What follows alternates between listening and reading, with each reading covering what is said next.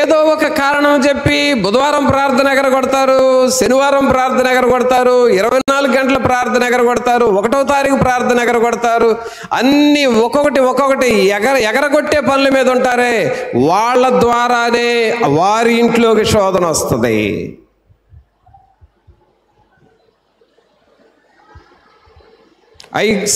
గుర్తులవి గుర్తులు. నీ ఇంటిలో నువ్వు ప్రార్థన డైలీ ఎగరగొడుతున్నావంటే శోధన రెడీగా ఉందని అర్థం. ఆదివారం ప్రార్థన గుర్తు రావట్లేదు, డ్యూటీయే గుర్తు వస్తుందంటే శోధన రెడీ అవుతుందని అర్థం.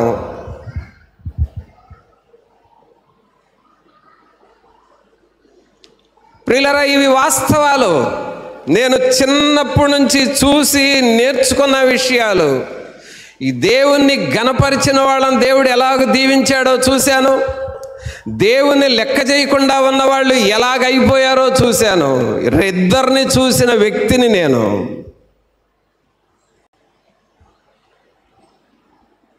నేను చెప్పేది మీరు వినేది వాస్తవం, యథార్థం. బడాయి భక్తి చేసిన వాళ్ళు ఏమయ్యారో చూశాను, యథార్థమైన భక్తి చేసిన వాళ్ళు ఏమయ్యారో చూశా. మాటలు చెబుతారు, దేవునికి ఉపయోగపడరు, వాళ్ళు ఏమయ్యారో చూశాను. మాటలు పెద్దగా చెప్పరు, దేవుని కొరకు గట్టి పనులు చేస్తారు, వాళ్ళు ఏమయ్యారో కూడా చూశా. అందుకని నేను ఎన్నుకున్నానంటే నా జీవితంలో బ్రతికితే దేవుని కొరకు బ్రతకాలి, భక్తి చేస్తే యథార్థంగా చేయాలని ఒక తీర్మానం చేసుకొని వెళ్తున్నా. నేను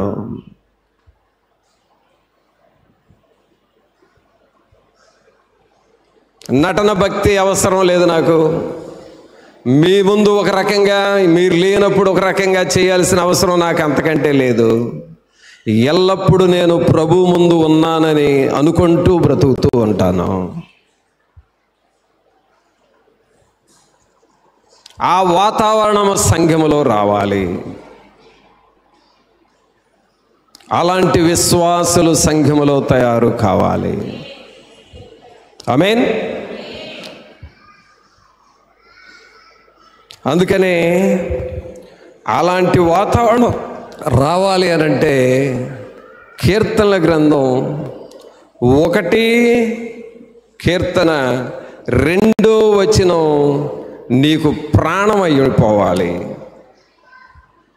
1వ కీర్తన 2వ వచనం నీకు ప్రాణంగా మారాలి. ఏంటి చదవండి అది. యెహోవా ధర్మశాస్త్రమునందు ఆనందించుచు చదువు. దివారాత్రము దానిని ధ్యానించువాడు ధన్యుడు. ఆమేన్. అందరూ చదువుతున్నప్పుడు చెప్పండి.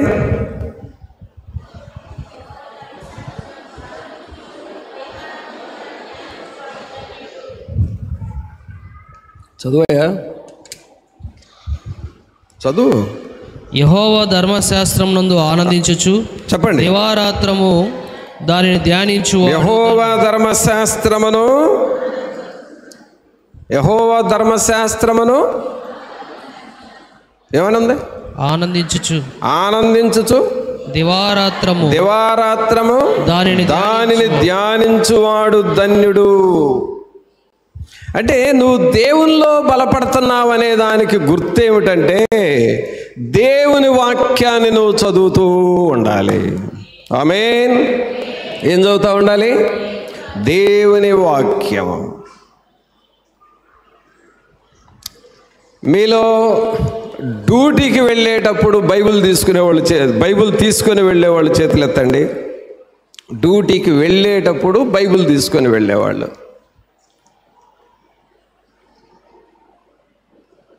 చూసారా? ఒక 3 చేతులు.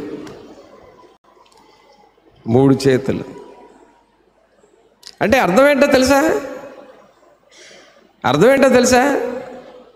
నువ్వు బైబిల్ తీసుకెళ్ళటం లేదు కాబట్టి నువ్వు పెద్ద నేరస్తుడు అని నేను అనను, కానీ నీలో ఒక లోపం ఉంది, సిగ్గుపడే లక్షణం ఉంది నీలో.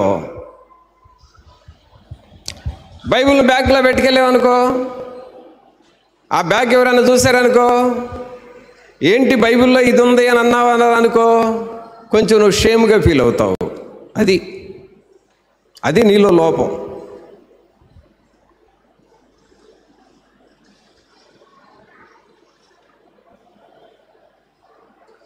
ఏంటది నీ బ్యాగ్లో ఏదో ఉంది నల్లగా అని అంటే అప్పుడు నీకు కొంచెం గిల్టీగా ఉంటుంది. కొంచెం పరుగు పోయినట్టుగా ఉంది వీళ్ళ ముందు అని అనిపిస్తుంది. ఆ మనస్సు నీకుంది, అందుకే బైబిల్ నువ్వు తీసుకెళ్ళవు.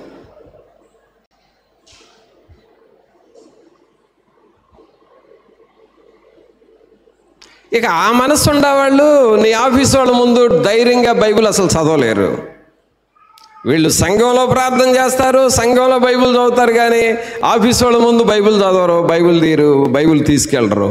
టిఫిన్ బాక్స్ అయితే ఎంతమంది ఉన్నా తీసి తింటారు. జనాల ముందు బైబిల్ చదవడానికి సిగ్గేళ్ళకి. అంటే ఇండైరెక్ట్గా ఏం చేస్తున్నావో తెలుసా? ఆయన నామమును నువ్వు ఒప్పుకోవటం లేదని అర్థము.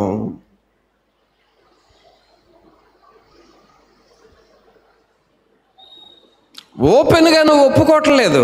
రహస్య క్రైస్తవుడు నువ్వు, అంతే. You are not open mind.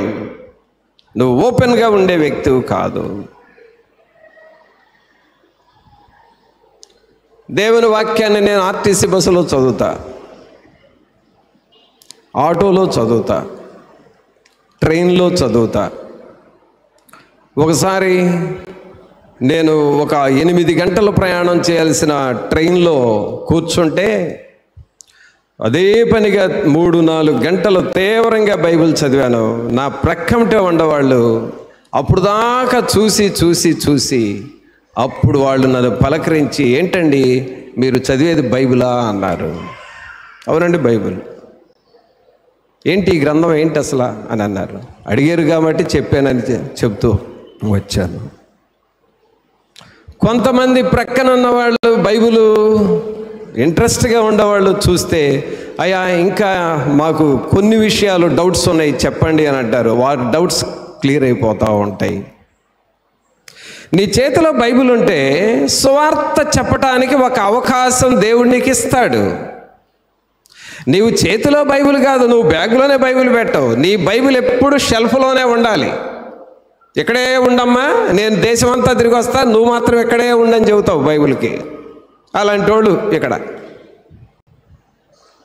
రహస్య క్రైస్తవులు.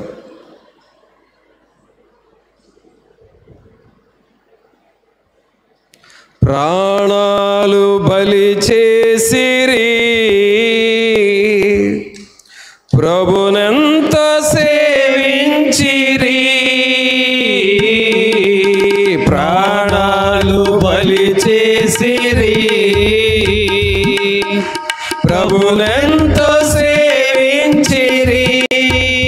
సింహాల కెరైనను, సింహాల కెరైనను, చింతేమి లేకుండిరి. ఏది నీ సాక్ష్యము, ఏది నీ త్యాగము, యేసు వార్తను చాటింపను ఎలా నిర్లక్ష్యము. లేచిరారంబు ఓ క్రైస్తవా.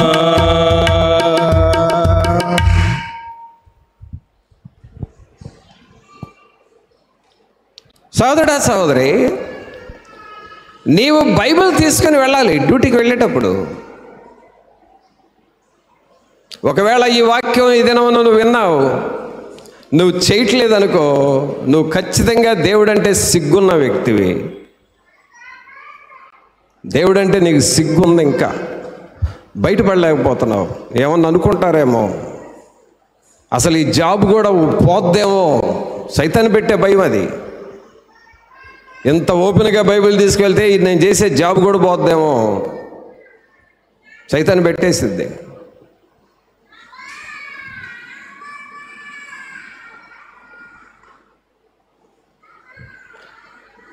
దేవుడు అంటున్నాడు, ఏలియా వలె రోషము కలిగిన వారు నాకు సంఘములో కావాలి.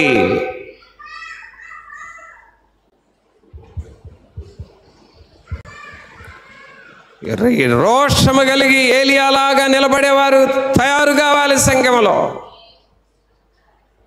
నువ్వు కూరగాయలకు వెళ్ళేటప్పుడు కూడా కనీసం క్రొత్త నిబంధన తీసుకొని వెళ్ళాలి. నువ్వు ప్రాక్టీస్ చెయ్యి. అన్నామణి పొలం వెళ్ళేటప్పుడు బైబిల్ని టవల్లో చుట్టుకొని వెళ్ళేది పొలం వెళ్ళేటప్పుడు.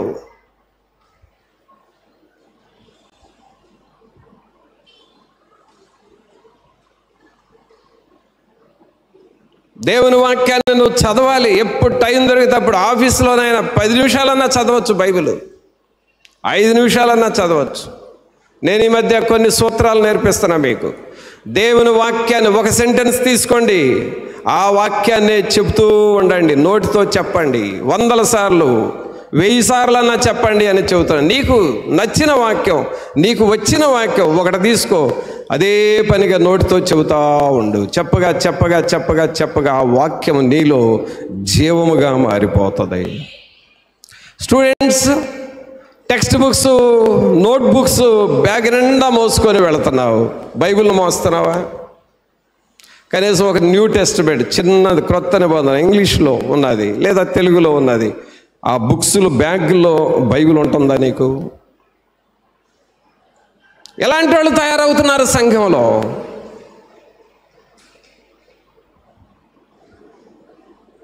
తల్లి, చుట్టం చూపుగా ఊర్లు వెళ్తున్నావు కదా, బైబిల్ మోసుకెళ్తున్నావా? బ్యాగ్ నిండా కావలసిన అన్నీ పెట్టుకుంటావు, ఆ బ్యాగ్లో బైబిల్ ఉందా? బైబిల్ ఉంటే ఏదో ఒక టైం దొరుకుతుంది, 10 నిమిషాలన్నా చదవాలనిపిస్తుంది. అంటే ఇలాంటి వారు సంఘములో తయారు కావాలి. అది ఈరోజు మన అంశం. పాడతాం, యేసుని కొరకై ఇలా జీవించేద బాసురముగనే నను దినము, యేసుని కొరకై ఇలా జీవించేద బాసురముగనే నను దినము. పాట పాడేశావు. ఎక్కడ పాడావు? సంఘంలో పాడావు. ఇదే పాట బస్ స్టాండ్లో పాడగలవా?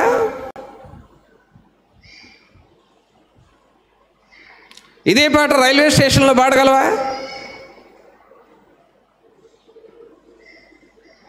ఇదే పాట బస్సులో పాడగలవా? నువ్వు పాడలేకపోతున్నావంటే, నీకు సిగ్గు అడ్డం వస్తుందంటే, నీ లోపల దేవుని మీద ఆ గిల్టీనెస్, ఆ లోపల ఏదో బాధ ఉంది నీలో.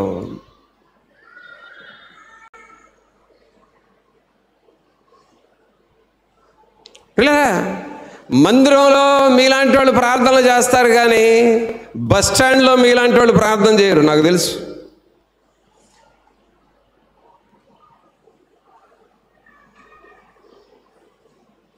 అందుకనే నాకు ఇలాంటి చెత్త రకాలు కాదు కావాల్సింది, నాకు కావలసిన వారు తయారు కావాలి అంటున్నాడు.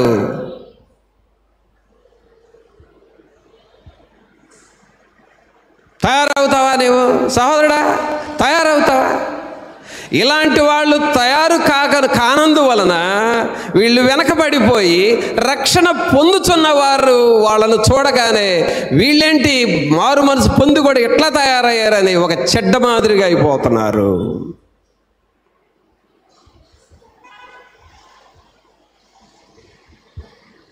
దేవుని వాక్యాన్ని నువ్వు చదువుతూ ఉండాలి. దేవుని వాక్యాన్ని చదువుతూ ఉండాలి. నీకు చదువు రావట్లేదా?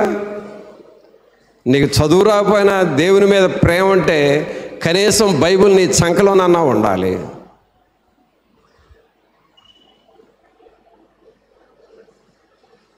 నన్ను బ్రతికించే వాక్యం, నాకు ఆదరణిచ్చే వాక్యం, నాకు నెమ్మదినిచ్చే వాక్యం, నాకు స్వస్థతనిచ్చే వాక్యం చంకలోనన్నా పెట్టుకు తిరుగు.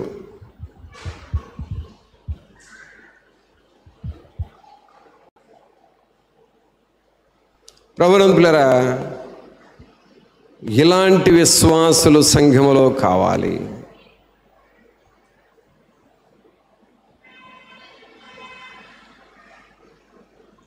ఇంకా ఎలాంటి వాళ్ళు కావాలి అనంటే లూకాసు వార్త తీయండి. లూకాసు వార్త 10వ అధ్యాయము.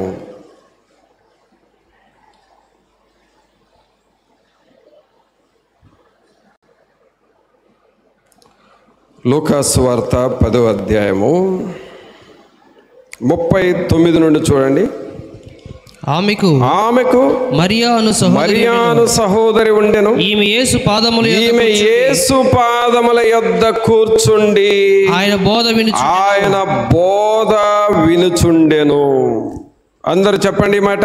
ఈమె యేసు పాదముల యొద్ద కూర్చుండి ఆయన బోధ వినుచుండెను. అలాగే 42వ వచనం చదవండి. మరియా ఉత్తమమైన దానిని ఏర్పరచుకొనెను, అది ఆమె యొద్ద నుండి తీసివేయబడదని ఆమెతో చెప్పాను. ఎలాంటి వాళ్ళు కావాలంట దేవునికి? దేవుని పాదాల దగ్గర కూర్చునే వాళ్ళు కావాలి.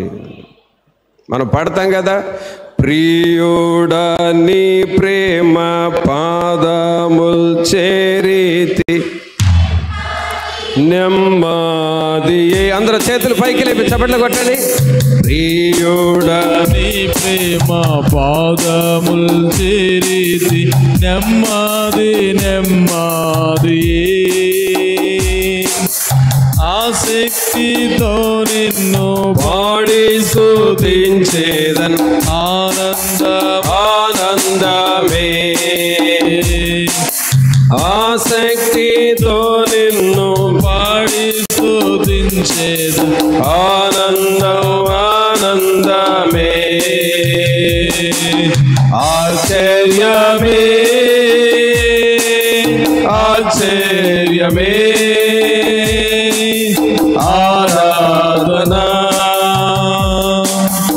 ఆరాధనా. ఆశ్చర్యమే ఆశ్చర్యమే. ఆరాధనా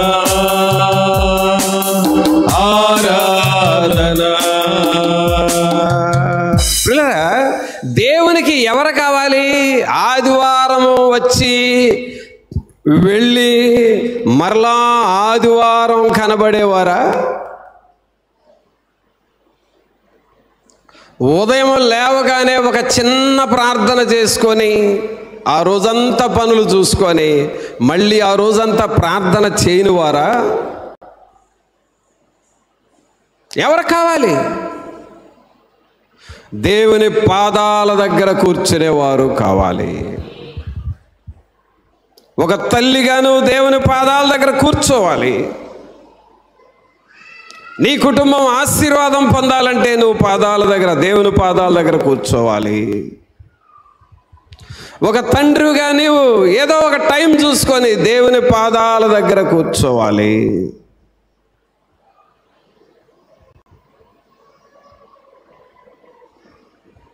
ఉందా ఈ అలవాటు నీకు?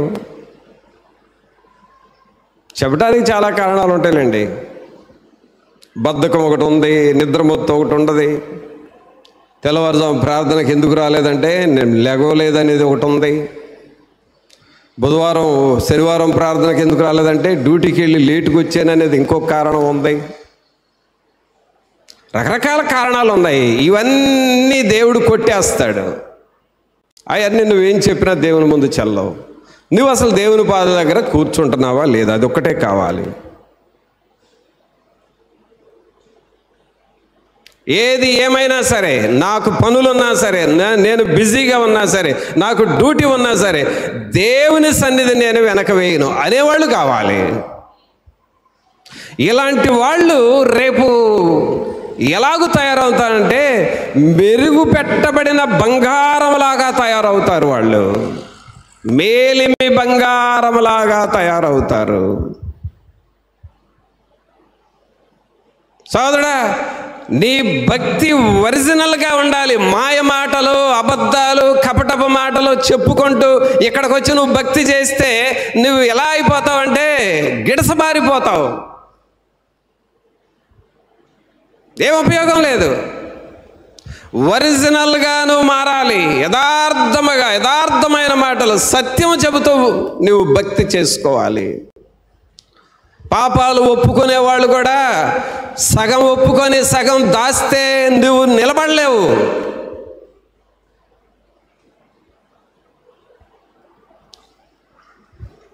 కొన్ని చెప్పి కొన్ని దాచేవాళ్ళు నిలబడలేరు. నేను ఎంతోమందిని చూశాను. ఏ పాపమైతే ఒప్పుకోకుండా దాస్తావో మారు మనసు పొందాను అనుకుంటావు, ఒప్పుకోకుండా దాచిన పాపం మళ్ళీ నిన్ను పట్టిద్ది, నిన్ను లాగేస్తుంది వెనక్కి. నీ ప్రక్కన ఉండేవాళ్ళు కూడా చీకటి ప్రేరేపణలతో ఏం చెబుతారంటే, నువ్వు దేవుని సేవకుడికి అన్నీ చెప్పొద్దు, నువ్వు చెప్పావంటే నీ పరువు పోద్దని చెబుతారు. అదొక చీకటి ఆలోచన. నీ పరువు కాపాడుకోవాలంటే అన్నీ చెప్పబాకు అంటారు. నీకు అది నచ్చిద్ది. తర్వాత నేను నీకు చెప్పే మాట ఏంటంటే, నువ్వు భక్తిని కాపాడుకోలేవు. అతిక్రమములు దాచిపెట్టువాడు వర్ధిల్లడు. అంతే, వర్ధిల్లవికను.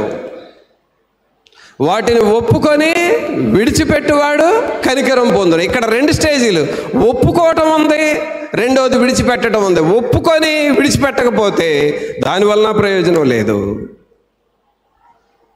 నువ్వు ఒప్పుకోవాలి, దాన్ని విడిచిపెట్టాలి. అలాంటి వారు దేవుని పాదాల దగ్గర కూర్చుంటారు. అలాగే మనం తయారవుతున్నావా?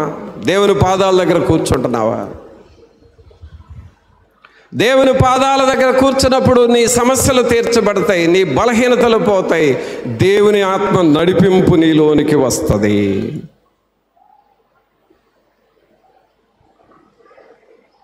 ఎంతసేపు కూర్చుంటున్నావు దేవుని పాదాల దగ్గర? ఎంతసేపు కూర్చుంటున్నావు? కొంతమందికండి లేచిన దగ్గర నుండి పని 5 గంటల నుండి కూడా పనిని చేసేవాళ్ళు ఉంటారు. 5 గంటల నుండే బిజీ, పరుగులెత్తుతూ ఉంటారు. పని మరలా ఎప్పుడు దాకా పని?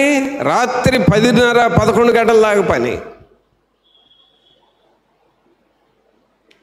ఒక షాప్ పెట్టుకున్నావు అనుకో, ఇక నీ పని అయిపోయినట్టే, ఇక భక్తి అంతా పోయినట్టే నీకు. ఒక హోటల్ పెట్టావనుకో, ఇక నీ భక్తి పోయినట్టే. ఒక ప్రైవేట్ జాబ్లో చేరేవనుకో, ఇక నీ భక్తి పోయినట్టే. ఎందుకంటే నీకు లోతు లేదు కాబట్టి నీ భక్తిని నువ్వు చెడగొట్టుకుంటున్నావు. కానీ షాపు ఉన్నా, ప్రైవేట్ జాబ్ ఉన్నా, పర్మనెంట్ జాబ్ ఉన్నా, లేకపోతే పనులున్నా, నీవు దేవునికి ఇవ్వాల్సిన టైం ఇస్తా ఉంటే నువ్వు చేసే పనులన్నిట్లో నువ్వు వర్ధిల్లుతూ ఉంటావు.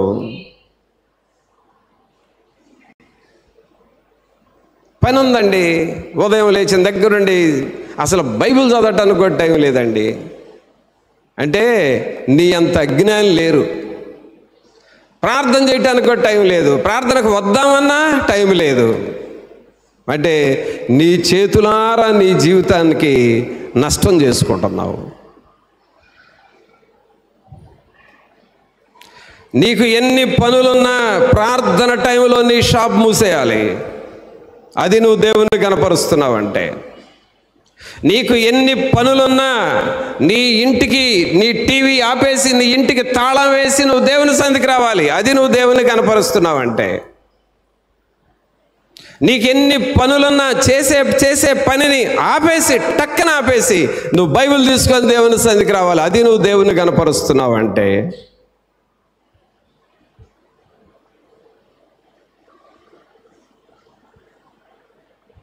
నీకు బయట వాళ్ళు ఎంత ఒత్తిడి చేసినా సరే ప్రార్థన మానేసి రావటం నా వల్ల కాదు, నేను ఇప్పుడు రాను అని చెప్పగలిగితేనే నువ్వు దేవుని కనపరుస్తున్నావు అని అర్థం. దేవుని పాదాల దగ్గర మనం కూర్చోవాలి. ఎవరి దగ్గర కూర్చోవాలండి? దేవుని పాదాల దగ్గర కూర్చోవాలి. మరి నువ్వు కూర్చుంటున్నావా? నీ కుటుంబం కూర్చుంటుందా? తర్వాత ఎలాంటి వారు కావాలి అనంటే, ఒక మెసేజ్ విన్న తర్వాత ఆ మెసేజ్లో నేను నేర్చుకోవాల్సింది ఏమి ఉందా అని నువ్వు రాసుకొని వాటిని అమలు చేయటం ప్రాక్టీస్ చేయాలి. ఈ మెసేజ్లో నేను నేర్చుకోవాల్సింది ఏంటి నోట్ చేసుకోవాలి. ప్రభా, ఇది నేను నేర్చుకోవాలి నాయన, ఈ పాయింట్స్ ఇవాళ నాకు క్రొత్తగా నేర్పారు, ఇది నేను నేర్చుకోవాలని ఆ మనస్సు పెట్టాలి నువ్వు. తర్వాత మెసేజ్ విన్నప్పుడు తీసివేసుకోవాల్సినవి కొన్ని నీకు తెలుస్తాయి. ఇదిగో వీటిని నేను తీసేసుకోవాలి ప్రభా, నాలో ఉన్నాయి, ఇవి నాలో నుండి తీసివేయండి అని వాటిని తీసేసుకోవాలి. బియ్యంలో రాళ్ళు ఏరి పారేసినట్లుగా తీసేసుకోవాల్సినవి కొన్ని ఉంటాయి, నీకు నేర్చుకోవాల్సినవి కొన్ని ఉంటాయి, వాటిని నువ్వు ప్రాక్టీస్ చేయాలి.